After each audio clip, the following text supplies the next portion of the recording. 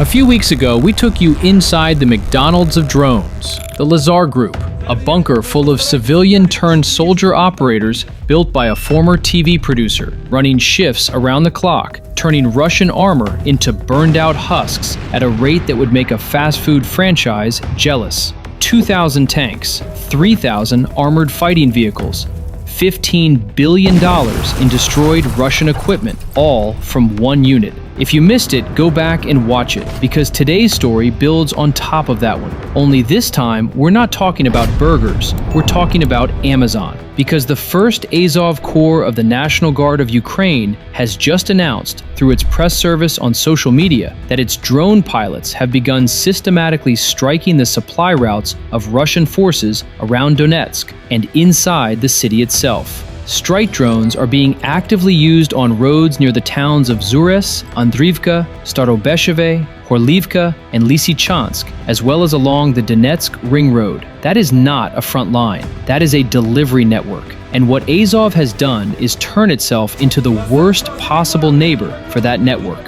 A 24/7 operation that doesn't just kill Russian soldiers, it kills the trucks that feed them, the fuel that moves them, the ammunition that keeps their guns hot, and the spare parts that keep their armor running. If McDonald's was about pushing Russian troops into the meat grinder, Amazon is about cutting off the supply chain that feeds the meat grinder in the first place. Stick with us, because what Azov is building right now is a model that NATO is going to be studying for the next decade.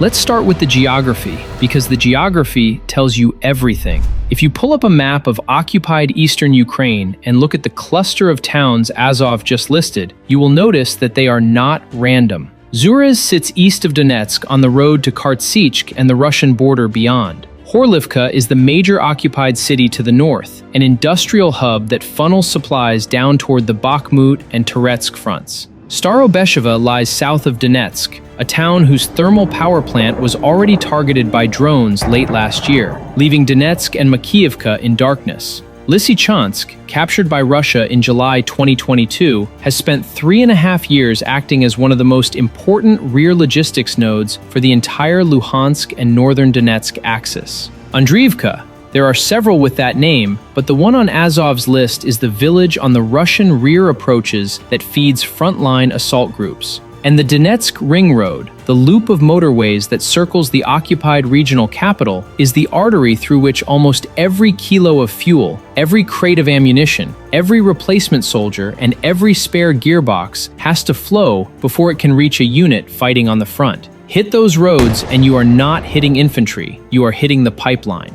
This is the Amazon model, and the analogy works almost perfectly.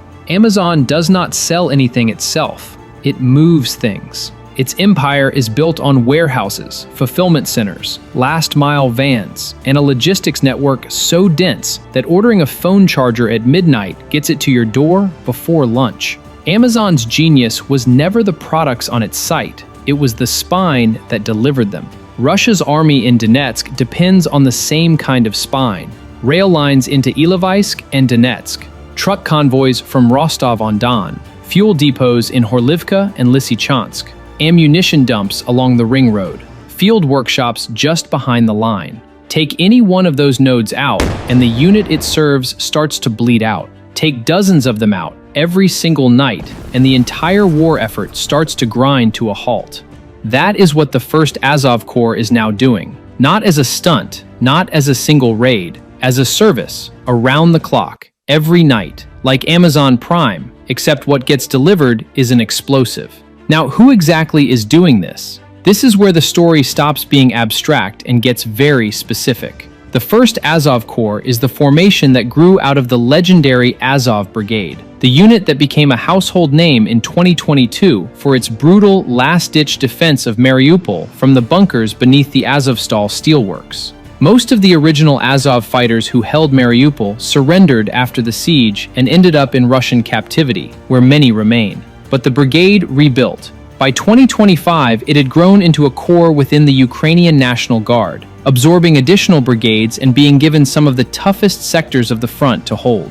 In October 2024, the Corps did something forward-looking. It saw that drones were no longer a supporting weapon, but the dominant weapon, and it created the 12th Special Forces Brigade Azov of the National Guard's Unmanned Systems Battalion. Several hundred troops, tens of thousands of drones. Everything from FPV quadcopters to heavy bombers, and the new fixed-wing SETH strike drone with a 40-kilometer operational range. The commander of that battalion, who goes by the call sign YAS, gave a long, exclusive interview last year to the War Zone, in which he laid out exactly how the unit operates. And what he describes is, again, an Amazon-style logistics business. We mostly deal with striking the enemy's logistics, the enemy's communication, Yas told the outlet, and in this case, we are preventing the enemy from fulfilling their aims and engaging our troops. His unit's stated mission is to create what he calls a buffer zone,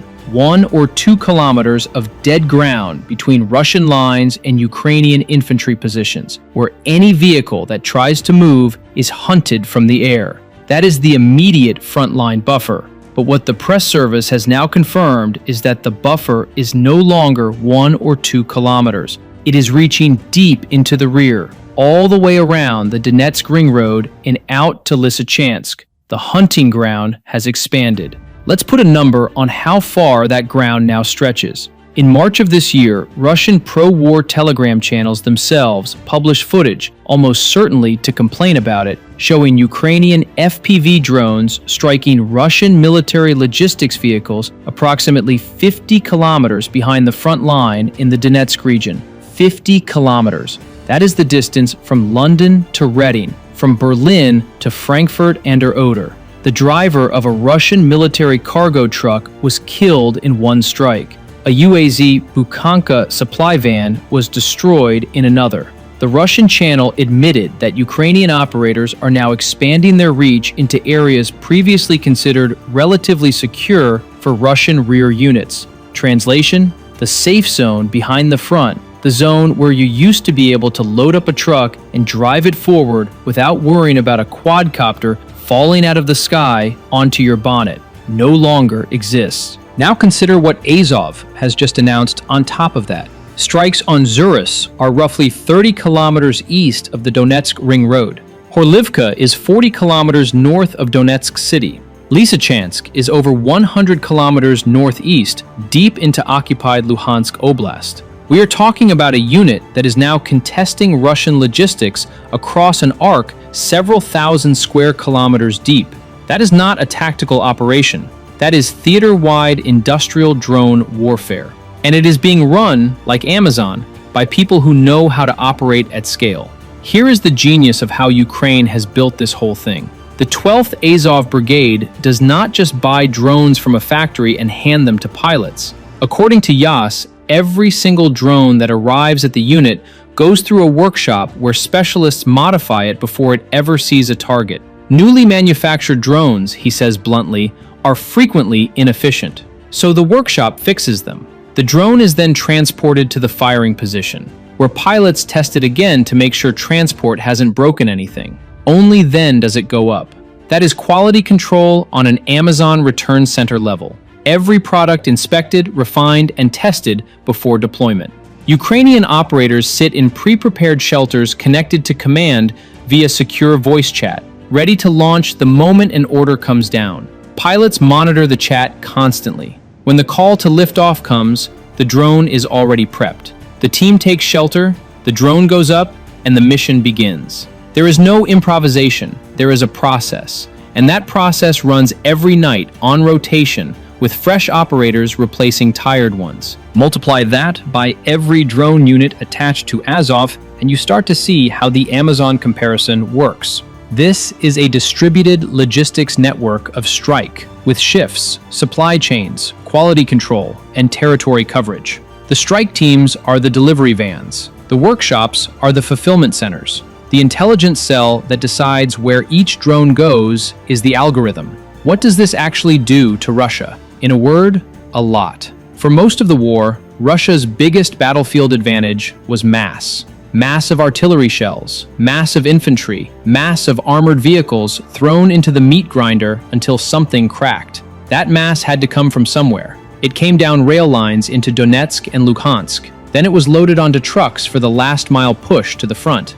As long as those trucks could move, Russia could keep grinding forward, even at horrific casualty rates. By taking apart that last-mile trucking, by making the Donetsk Ring Road a death zone for any military vehicle, by making the road from Horlivka unsafe to drive, by hitting fuel lorries before they ever reach the dump, Azov is attacking the one thing that has held Russia's offensive together. You cannot attack with empty fuel tanks. You cannot defend with empty magazines. You cannot rotate exhausted infantry if the bus carrying their replacements has been turned into a smoking wreck in the middle of a field outside Andriivka. A drone operator from another Azov-derived unit, the Lubart Brigade, formed in spring 2025 out of the 5th Battalion of Azov during the Corps restructuring, described to the Kyiv Independent how the war has changed because of exactly this type of campaign. Previously, when we were facing more motorized and mechanized formations, he said, we would have columns of vehicles almost every day, up to 20 of them. They would come, we would destroy them, and by the afternoon we were just sitting and watching them burn. That is what happens when one side controls the air over the rear of the other. The columns simply stop coming. Russia adapted by sending small infantry groups instead, 1 to 5 soldiers at a time, creeping in along tree lines. That tactic gives Russia some forward movement, but it is an admission of defeat for mechanized maneuver. Mechanized warfare in the open Donbass plain is now functionally impossible for Russia, because units like Azov's drone battalion will find any vehicle, anywhere, day or night. Before we go any further, a quick reminder. You are watching Military Hub, and if you have not subscribed yet, hit the button now. We cover Ukraine, Russia, NATO, the Middle East, and the new face of warfare every single day, and we want you with us for it. Let's now zoom out and look at why this matters beyond Donetsk. The Modern War Institute assessed earlier this year that Ukrainian industry delivered 15,000 unmanned ground vehicles, UGVs, robots, to frontline units in 2025, up from 2,000 in 2024.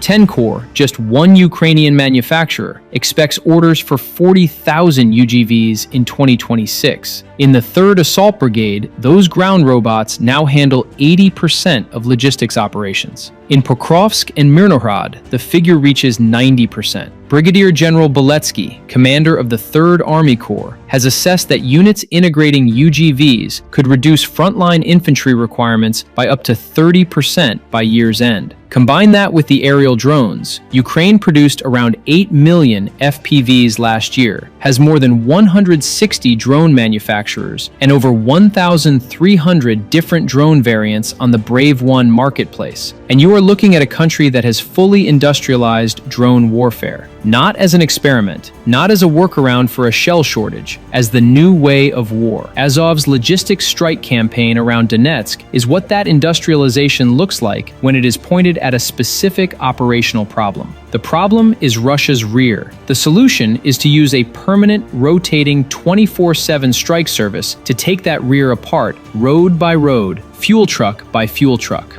There is a contrast buried in this story, and it is worth pulling out. Russia is trying to do the same thing back. Russia's elite Rubicon drone units, equipped with fiber-optic FPV drones that are immune to electronic jamming, have been hammering Ukrainian logistics roads up to 20 kilometers deep around Pokrovsk and Dobropilya. They have had real success. But Russia is doing it as a tactical specialism. The elite Rubicon units do this. The rest of the army still relies on artillery and meat-wave assaults. Ukraine has done it as an institutional model. Every brigade has its drone teams. Every corps has its unmanned systems battalion. Azov is not the only one running this Amazon-style operation. They are simply one of the most visible and most aggressive examples. The Lazar Group, which we covered last time, has destroyed over 24,000 pieces of Russian equipment using the same kind of model. The Lubart Brigade is doing it on the Kostiantynivka salient. The 59th Assault Brigade is doing it on the Dnipro-Donetsk border. Khartia, the 3rd Army Corps, the 12th Azov, all of them. The whole front has become a network of these distributed strike businesses, and every single one of them is targeting the same vulnerability, Russia's dependency on roads. That dependency is not going away. Even modern armies cannot escape physics. Soldiers need to eat, vehicles need fuel, guns need ammunition. The faster you advance, the longer your supply lines stretch, the more vulnerable they become. Russia's slow, grinding offensive in Donetsk is not slow because Russian generals are stupid. It is slow because the further they push from their railhead at Donetsk and Ilovaisk, the harder it gets to keep their forward units supplied. Now, Azov has decided to make that calculation worse by deliberately attacking the railhead's outbound trucks the moment they leave the depot. Imagine running an Amazon warehouse where every fifth van that pulls out of the loading bay is destroyed in the car park. That is the Russian logistics situation around Donetsk right now. There is a human dimension to acknowledge here, because there always is in a war. These strikes happen in occupied cities and towns, where Ukrainian civilians still live, and where the Russian-installed authorities use civilian infrastructure as cover for military movements. Ukrainian drone units have repeatedly emphasized that they target military vehicles and supply trucks, not residential blocks. And the footage they release tends to show exactly that. UAZ vans, Kamaz trucks, fuel bowsers in fields and on motorways. But the geography of occupied Donetsk means that fighting in and over those roads carries risk for the people who live nearby. Both sides accept that. The alternative, letting Russian logistics flow unhindered for the third year running, is what allowed the destruction of Mariupol, Bakhmut, Avdiivka, and Toretsk in the first place. Let me close with what makes Azov's approach so significant for the wider picture, and why it matters far beyond Ukraine. For decades, Western militaries have organized themselves around expensive, exquisite platforms. A Patriot interceptor missile costs about $4 million. A single Tomahawk cruise missile costs about $2 million. An F-35 strike fighter costs around $80 million before you load anything onto it. Those weapons are extraordinary, but they are not the kind of weapons you can use to hunt Russian fuel trucks, one at a time, 12 hours a night, 365 days a year. The maths doesn't work. You cannot fire a $4 million missile at a $30,000 truck. Ukraine has worked out how to do that hunting at the right price point. An FPV drone costs a few $100s. A heavier strike drone in the few thousand. A mission ends with a Russian truck destroyed. Multiply by a dozen pilots working in shifts across a dozen nodes on the map every night for months on end, and you have done more damage to Russia's rear than a strategic bomber campaign could have done in twice the time at 1,000 times the cost. That is the lesson NATO is going to have to learn, because the next war, whichever one it turns out to be, will be fought this way. NATO's Secretary General Mark Rutte has been blunt about Europe not being ready. The European Union's €7 billion drone defense initiative is not expected to be fully functional until the end of 2027.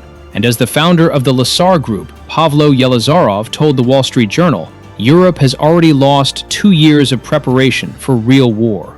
There is absolutely nothing behind those words in Europe, in their defense ministries. The good news is that Europe doesn't have to invent any of this from scratch. The model exists. It has been built, tested, and refined in the workshops, bunkers, and tree lines of Donetsk Oblast by units like Azov. The first Azov Corps just announced that its drones are now hunting Russian logistics on the roads near Zhuhres, Andriivka, Starobesheva, Horlivka, Lysychansk, and along the Donetsk Ring Road. That announcement is, on its surface, a press release. Underneath the surface, it is a thesis statement about the future of war. Mass beats elite when the mass is cheap enough. Persistence beats peak intensity when the persistence is industrialized. And logistics, not battles, decides who wins. Amazon understood that about retail 30 years ago. Azov understood it about war about 3 years ago. Russia is now learning it the hard way, one burning fuel truck at a time, on a stretch of motorway that used to be safe. The McDonald's of drones turned hunting Russians into a meal service. The Amazon of drones is turning hunting Russian logistics into a delivery service, and business on both fronts is very, very good. If you want to keep up with how this drone war evolves and how Ukraine's industrial model is reshaping what war even looks like, make sure you are subscribed to Military Hub. We will be right here when the next chapter breaks.